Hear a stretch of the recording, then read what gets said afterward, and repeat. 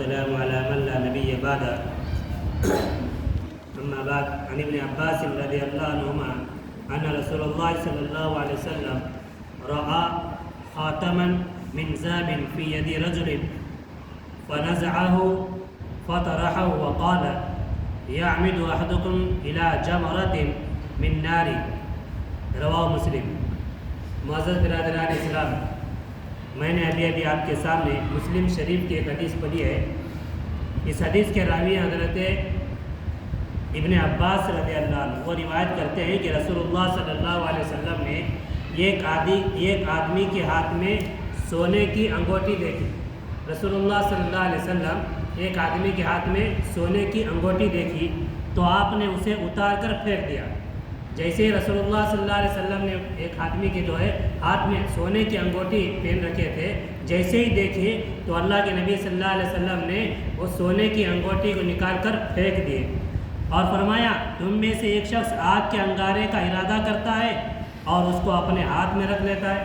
نبی کریم صلی اللہ علیہ وسلم نے کیا بولے یعنی اگر کوئی آدمی سونے کی انگوٹھی پہنتا ہے تو سمجھ لو کہ وہ اپنے ہاتھ میں انگار پہن رہا ہے، یعنی جہنم کے انگار اپنے ہاتھ میں پہن رہا ہے. تو لہذا معلوم یہ ہوا کہ اگر کوئی آدمی سونے کی انگوٹھی پہنتا ہے، آج ہمارے مسلم معاشرے میں بہت سارے ایسے لوگ ہیں، کوئی آدمی سونے کی چین پہنتا ہے، سونے کی لاگٹ پہنتا ہے، سونے کا کڑا پہنتا ہے، بہت سارے چیزیں سونے کے پہنتے ہیں، لیکن نبی کریم صلی اللہ علیہ وسلم نے اس کو جہنم کی آگ کا یعنی آگ کا انگارہ قرار دیا ہے. لہٰذا مردوں پر نبی کریم صلی اللہ علیہ وسلم نے بیان فرمایا مردوں پر سونا پہننا حرام قرار دیا. تو یہاں پر بیان فرمایا اور اس کو اپنے ہاتھ میں رکھ لیتا ہے.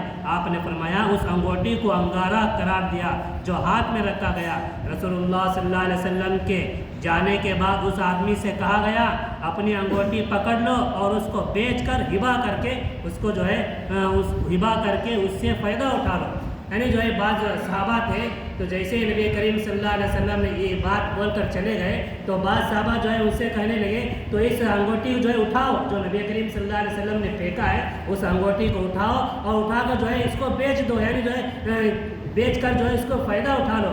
تو صحابی نے کیا کہا دیکھیے اس سے فائدہ اٹھا لو. اس نے جواب دیا نہیں، اللہ کی قسم میں اس چیز کو کبھی نہیں لوں گا، میں اس چیز کو کبھی نہیں لوں گا جسے رسول اللہ صلی اللہ علیہ وسلم نے پھینک دیا ہے. اللہ اکبر. دیکھیے صحابہ کرام رضوان اللہ علیہم اجمعین کا ایمان دیکھیے، جو نبی کریم صلی اللہ علیہ وسلم نے جس چیز سے منع کیا ہے صحابہ کرام اس کے قریب بھی نہیں جاتے تھے. آج ہمارے مسلم معاشرے میں دیکھیے منگنی کے وقت یعنی انگوٹھی اور سونے کی انگوٹھی، سونے کی لاکٹ ہمارے مسلم معاشرے میں رواج ہو گیا ہے. حالانکہ نبی کریم صلی اللہ علیہ وسلم نے اس سے منع فرمایا ہے. اگر کوئی آدمی اس کو استعمال کرتا ہے تو سمجھ لو کہ وہ انگار پہن رہا ہے، جہنم کی آگ اپنے گلے میں ڈال رہا ہے، اپنے ہاتھ میں پہن رہا ہے. نبی کریم صلی اللہ علیہ وسلم نے اس سے ناراض کیا ہے. اور نبی کریم صلی اللہ علیہ وسلم نے بیان فرمایا اگر کوئی آدمی سونے کی انگوٹھی پہنتا ہے تو سمجھ لو کہ وہ نبی کریم صلی اللہ علیہ وسلم کے طریقے پر نہیں چل رہا. جس طریقے صحابہ نے ان سے کہا کہ اس انگوٹھ جو نبی کریم صلی اللہ علیہ وسلم نے اس انگوٹھی کو پھینکا ہے، اس انگوٹھی کو پھینکا ہے اس کو لے کر تم اس کو استعمال کرو. صحابہ کرام رضوان اللہ علیہم اجمعین نے اس صحابی نے کہا نہیں، جو نبی کریم صلی اللہ علیہ وسلم نے جس چیز سے منع کیا ہے اس سے میں اس کے قریب بھی نہیں جاؤں گا اور اس چیز کو نہیں لوں گا.